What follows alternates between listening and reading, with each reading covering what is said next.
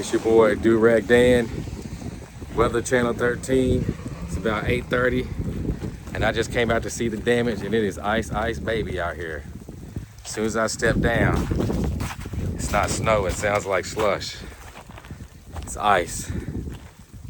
And as you can see, my road is not being cleared. I don't even know if you can clear something like that.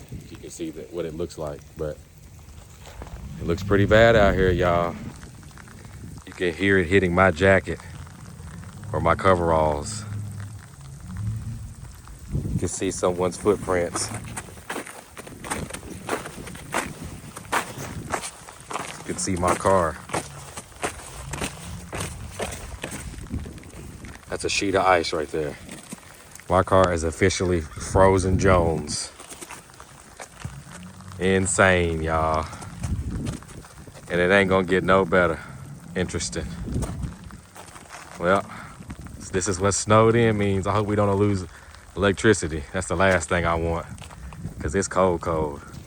But you all make sure you all stay safe. Don't travel if you don't have to.